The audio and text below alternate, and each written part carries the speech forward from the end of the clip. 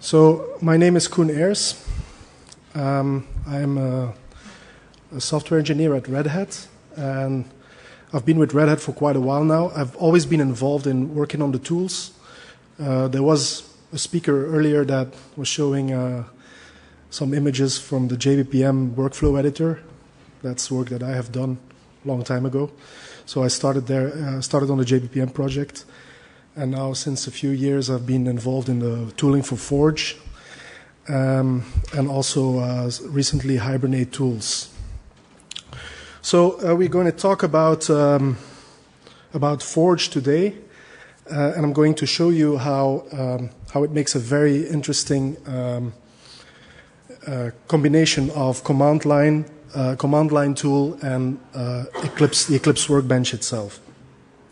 Now, let me first tell you something about the reasons why we have Forge. The original reason was that actually it is a kind of a replacement tool for another tool called SeamGen, but because Seam is end of life and being replaced by CDI and other technologies, other Java E technologies, we wanted something that would make it easy for developers to create Java EE applications very easily.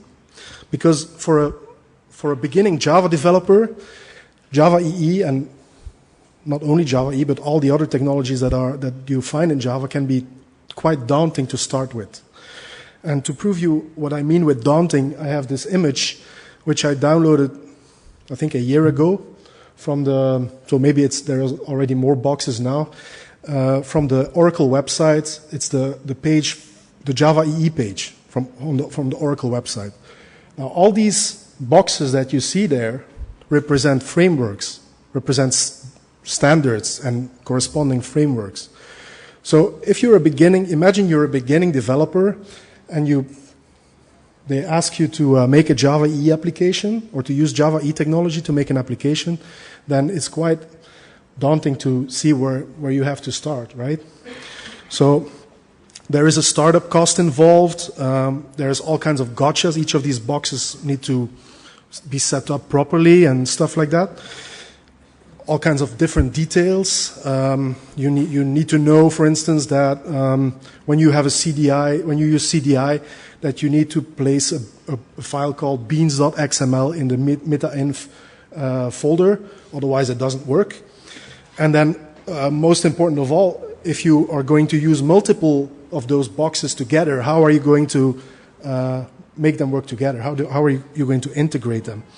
So the solution that we came up with is JBoss Forge, which is a project, so in essence a command line tool, that lets you start very simply with a simple project and add on top of that one box at a time, one framework at a time, making sure that everything is put in the right place, actually.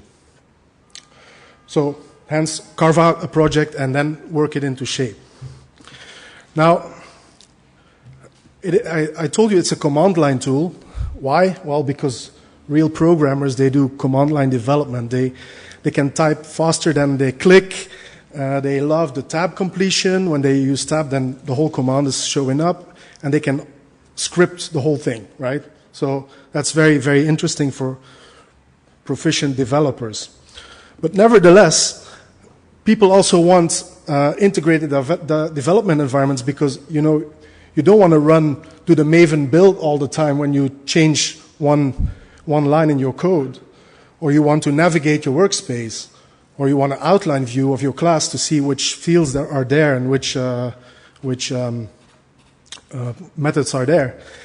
And of course, not to speak about debugging, right? That's also very interesting in an IDE. And then you have things like form-based editing. So it was my job to make that work for JBoss Forge and to integrate it into the Eclipse development environment. And most of this presentation will just be a demo. Yeah, I'm now going to start my live demo and hope that nothing goes wrong.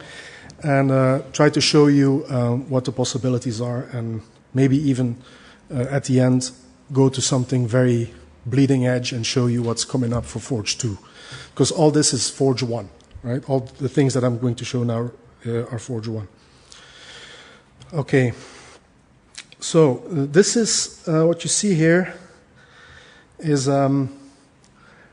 Eclipse development environment. It's Kepler milestone 6 with one of the nightly builds of JBoss tools installed, right?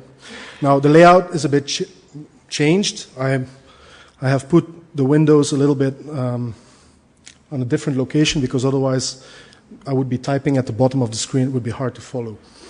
So what you see is a Forge console, and you see the version there that is running is 1.2.3 final. You also see that there is a JBoss Aers application server running, and then nothing else. Well, you see the console of the server is here on the upper left corner. Now, what I'm going to do first to set the minds straight and to show you what Forge is really about is create a web application, a JSF web application that enables you to manipulate.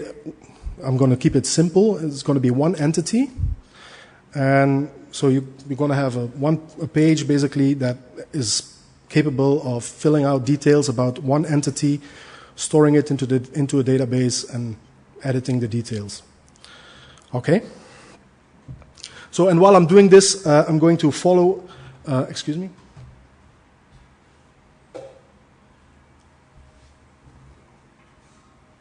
I need a bit of water once in a while.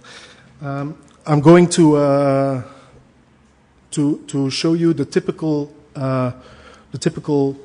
workflow of developing in a Forge environment.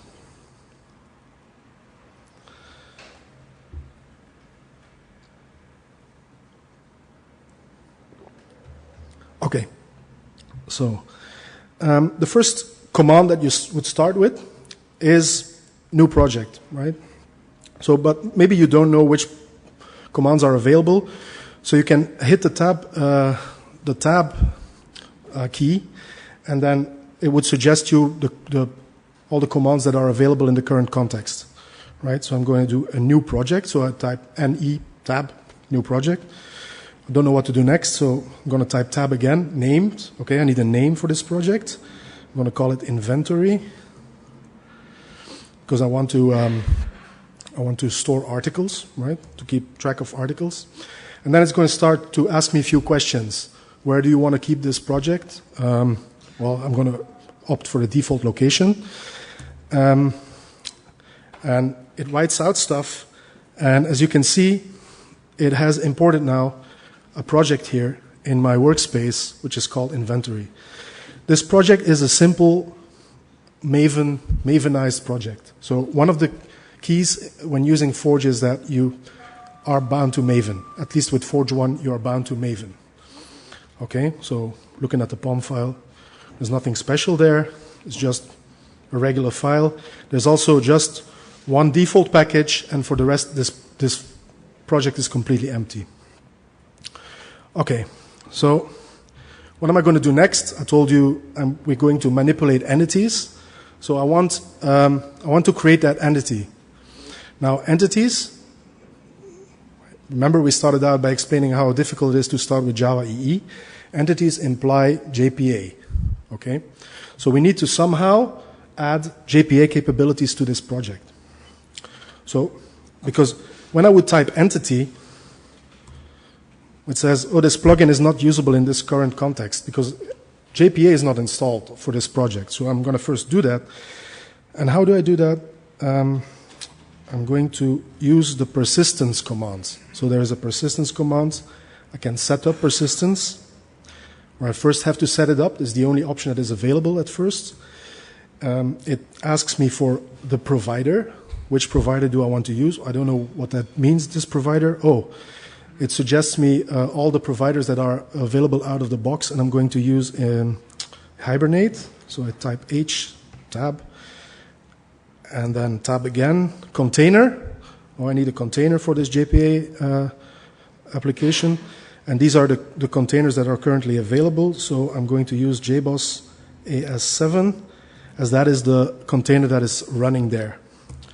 Okay, I hit tab. It starts to ask me again all these questions. Which version of JBoss Java EE6 are you using? This is a bill of material that is included in your project. I'm just going to accept all the defaults. I don't want the JPA2 meta model generator. I'm going to not use the extended APIs of Hibernate. And you see that it now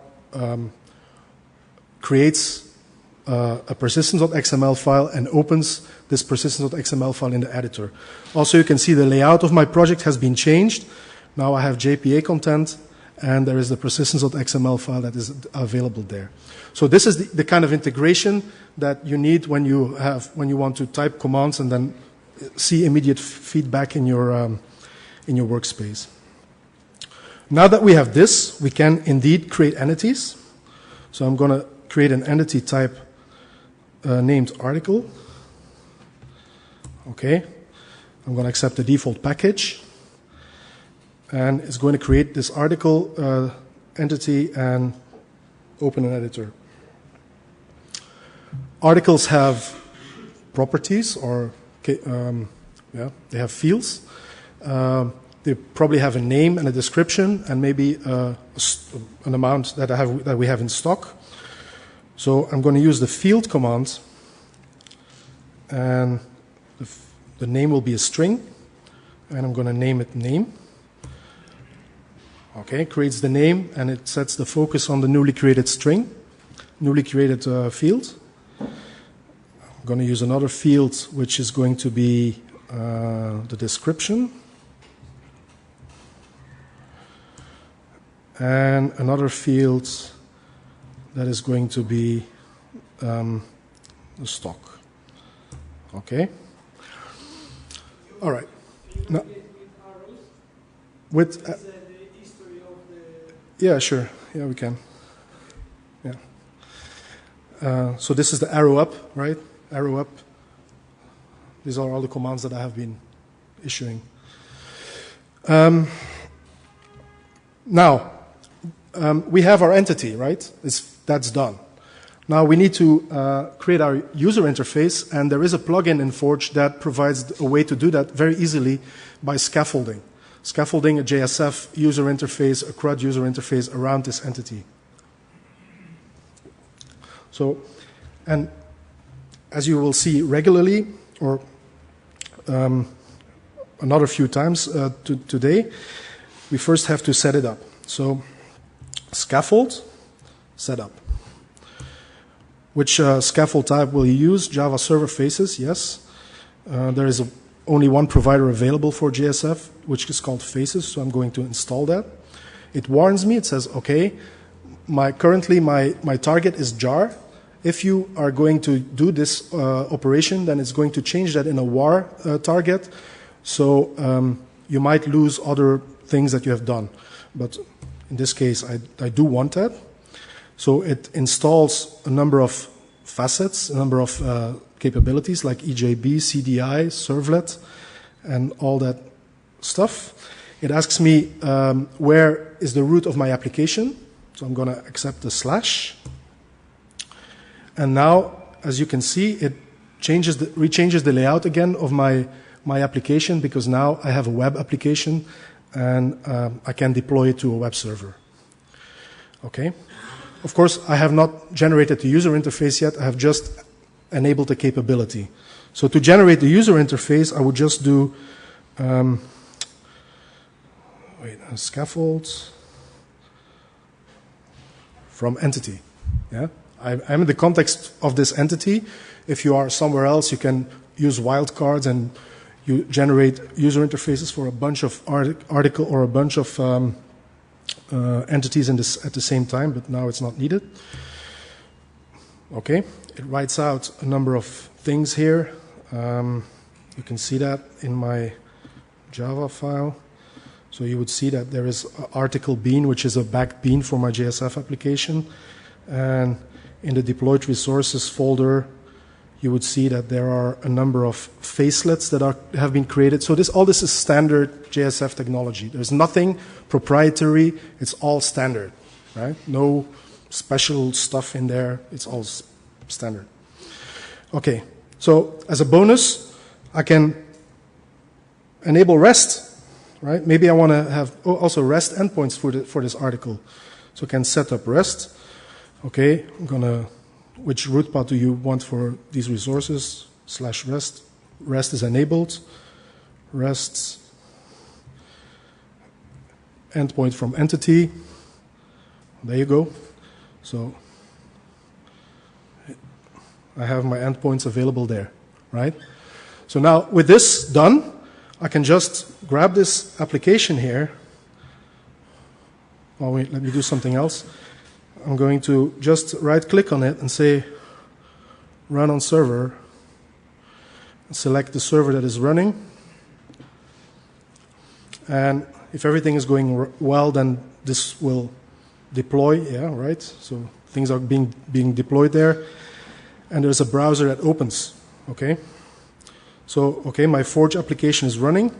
I have a button here which says article.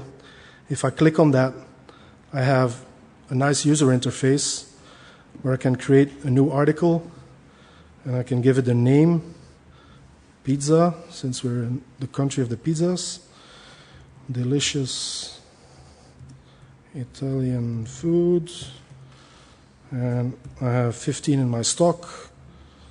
I save, and it shows up there. Okay, I can go back and edit it. Yeah, so I have my simple CRUD interface in, what was it? Not even 10 minutes, right? And I have done a lot of talking. Okay. As for the rest endpoints, I could just do the same thing.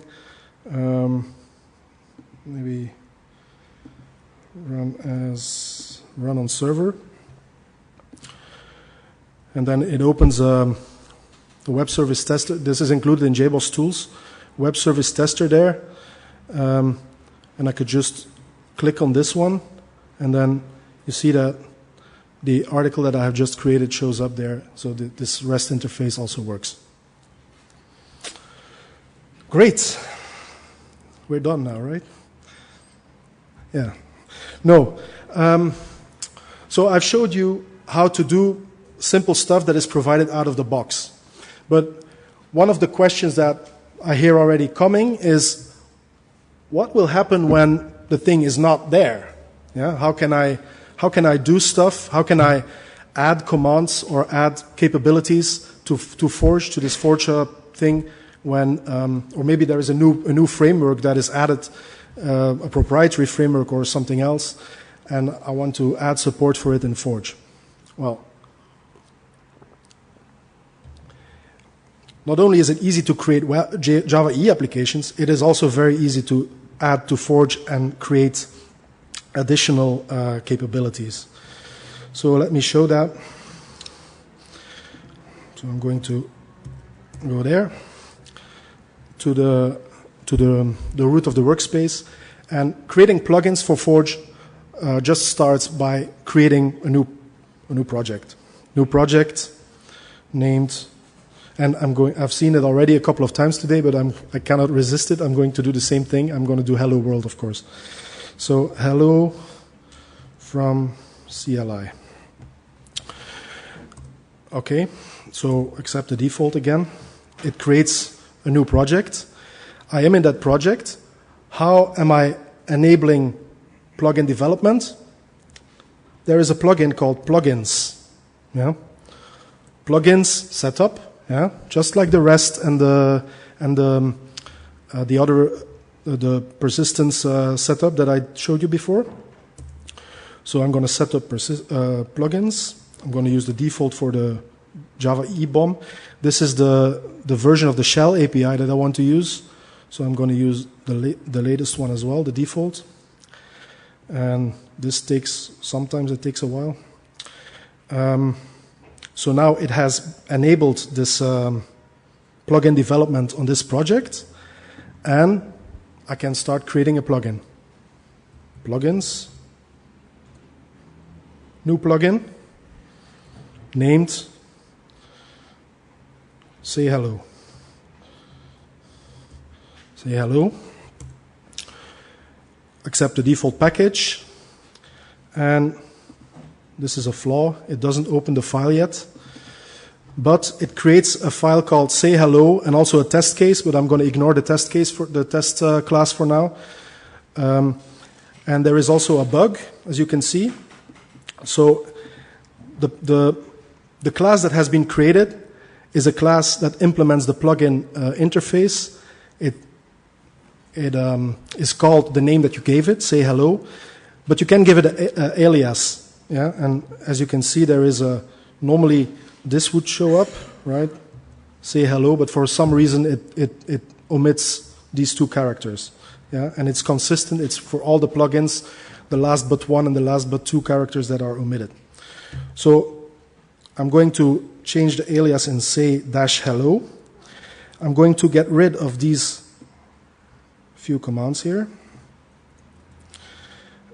I'm going to, that is important. So the programming model for the plugins is CDI. Yeah? So I have all the goodies, context injection, and so on. I have that available. So the Forge runtime, I want the Forge runtime to inject me the shell, which I'm going to call shell, of course. And I'm going to, I'm going to have not only pipe in and pipe out here, but also an option. And the option is named to, right? I'm going to say hello to somebody. The option has a default value, hello, world, excuse me. And the option is a string, and I'm going to give it the name to. Okay, we need a comma there. And now I can just write to the shell.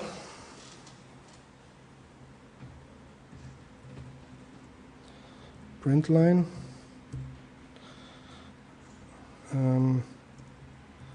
Hello, comma, +2 plus exclamation mark. Okay. So this is it. This is my simple plugin. Now, how am I going to invoke it? How am I going to use it?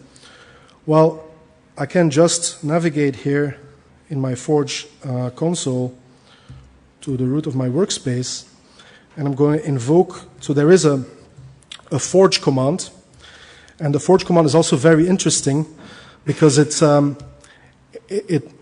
enables you to see which plugins are installed or to find plugins that are available in the repository, because we have a plugins repository and so on, to remove plugins from your runtime. So if I would do list plugins, there is a Hibernate Tools plugin that is installed here. And if I do find Forge, find plugin, for instance, Archillion. Okay, this doesn't work. Yeah, then it will connect to the remote repository and find me the Archillion plugin that has been developed by Paul Backer and so on. So now, to install my own plugin, I have also to use the Forge command, and there is an option called source plugin. And I'm going to install from source from this project. If I hit enter, Forge is going to invoke a Maven build on this project and install it in the runtime. Okay? Right. So the following plugins have been activated. Say hello. So say hello, hello world, say hello, to, right, Florence, hello Florence, okay. So this is how you would go up and create plugins. Now, of course, this is very simple, but in general you would have a very, very convoluted, so there's a wide API available that enables you to work with projects, to work with files, to work with Java files, to inspect code, and to do all that kind of stuff. So you can do really powerful stuff within these plugins. Now, what we have seen is that some people, as I showed you, some people don't like to type, right? So it is possible to create a project, let's say a plugin project, hello from plugin.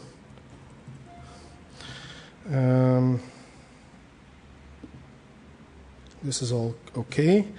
So I'm creating a plugin project, and I can enable, so if I go to the manifest file here, I would have to add eclipse.ui. There's a bunch of stuff to add actually. Eclipse.core.runtime. There is forge.core. There is forge.ui and forge.wizards or UI wizards. Okay, when I have all this here, I can create a couple of new classes.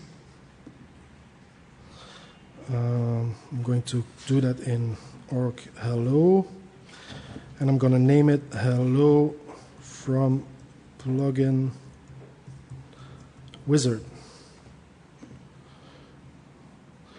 Okay, it's going to extend abstract forge.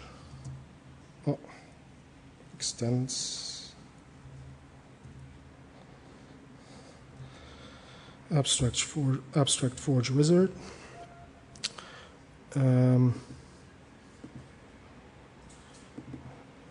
Add all the unimplemented methods, and the other one is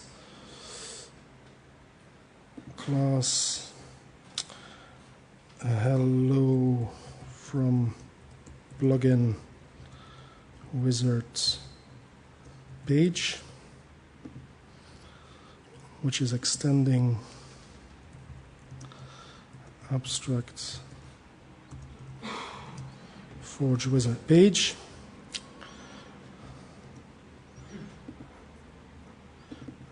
Add the unimplemented things, add a constructor. I'm going to simplify, oh, not too quick, simplify this constructor. The page name will be the class name.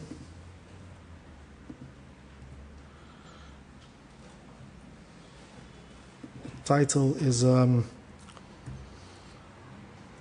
hello from plugin, and no image. And I have defined a shortcut here, because otherwise it would take me too much time to type. Let's resolve all these compilation errors. Now go over this method is just a simple method that creates a container, and then a label, and a text field, right? So you see the label and the text field, and when I modify the text field, it's going to put something in something called the wizard descriptor, and I need to add an additional field here, final static string name equals. Again, I'm just going to use this name.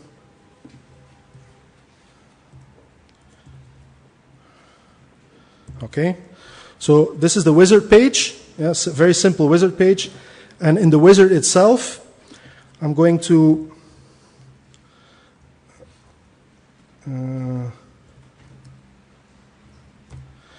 So I'm going to create an instance of this wizard page. I'm going to set the window title. I'm going to add the page. And then I'm going to execute this wizard. And you see the execution of the wizard is nothing else than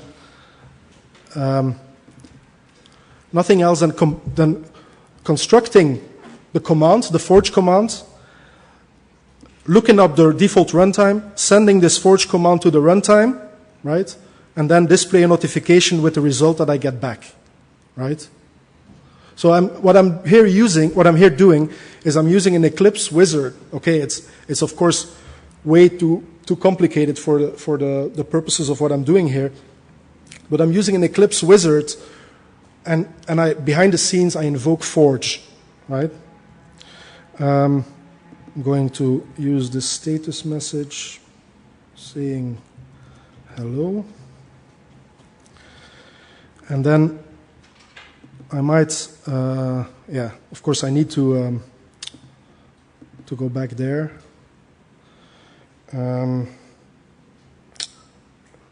Add an extension there.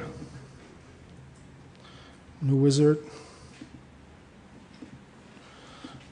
Plugin.xml. Category. ID equals org.hello.category. Name hello. Wizard ID org.hello.wizard. Name say hello. Class org.hello from plugin wizard, and category org.hello.category. Okay, and if everything is going well now, I can okay, I have to save this. Oh. Okay, it's already running apparently.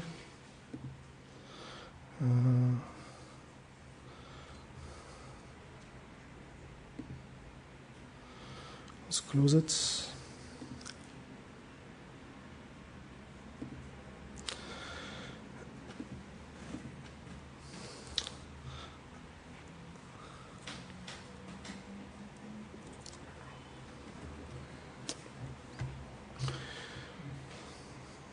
Okay, it's coming up. It's late for my machine as well, apparently.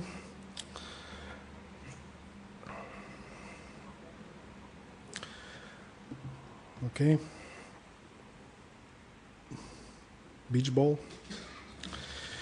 Now, bring up the new things here. Okay, I have a hello, say hello thing. And now, of course, yeah, it needs to, this is something annoying. It needs to start up Forge if it's not started yet behind the scenes, right? So luckily this happens only once, right? Once Forge is started, it just continues to run. But I have now this wizard page available, and I can type Florence there and type finish, and it displays me a nice notification, hello from plugin, hello Florence, right? Now, this pattern is we expect this to become very common. So what we decided for Forge 2 is to provide this out of the box, and more even, to make the commands agnostic from the UI. That means that not only if you implement the plugin, which is not called a plugin anymore, it's called a UI command or an add-on in an add-on. If you implement that, you will get it and in your IDE and in your command line environment at the same time. Now, to just show a glimpse of what is coming,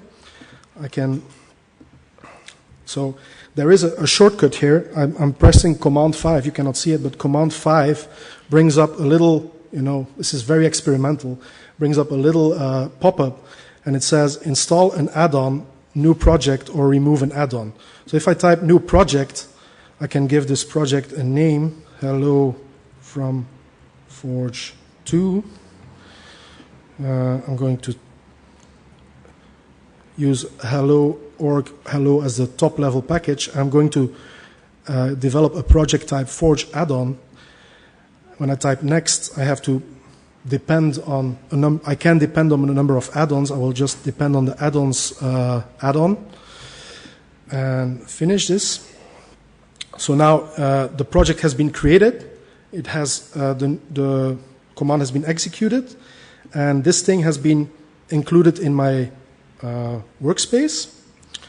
Now, as I told you, this is one of the flaws that is not done automatically. So I need my beans.xml in Forge 2, and it's not available here. So I'm going to first copy that I don't forget it, paste it. Yeah, I don't need this one, though. And then I'm going to add a folder, a new source folder, src main Java. And in that folder, I'm going to create a new class in the package org hello. I'm going to create hello from, or say hello rather, why not? Say hello.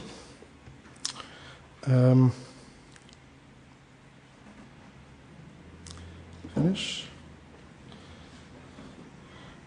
And I have to implements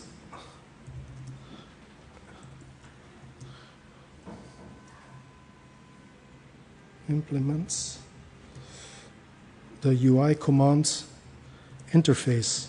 Okay, so the UI command interface has a number of methods, and the most important one is here, the metadata for commands get class dot name say hello. It is enabled. Okay. I will have one UI element which I'm going to inject. UI input, a string, which I'm going to call to. Okay, I need to solve the compilation error. And then to initialize my UI, I need to invoke builder dot add to set label, to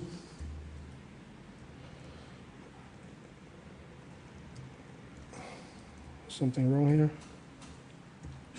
To set default value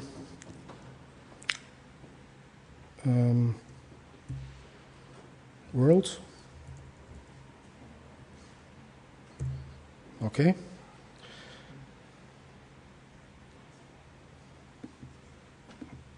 Forgot a bracket.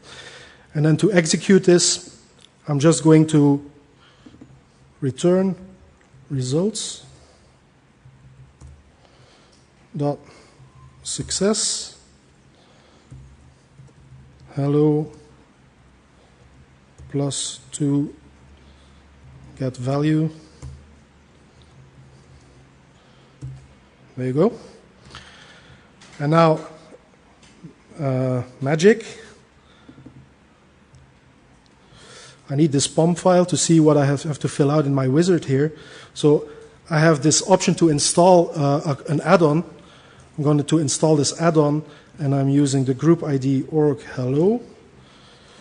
Hello from Forge 2 1.0.0 dash snapshots. Finish. Okay, the add-on is successfully installed, it says. And now again, I have another option, say hello, right? To, I can type Florence. Hello, Florence, right?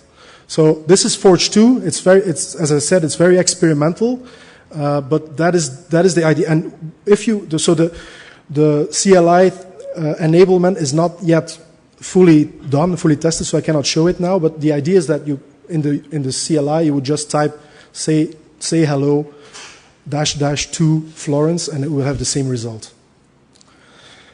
Okay, so I hope I have given you a wide enough view about what Forge is and how it can be interesting for you to use it. And it concludes my presentation. I have nothing else to do than to thank you for attending my speech and for staying this late. Respect. Thank you.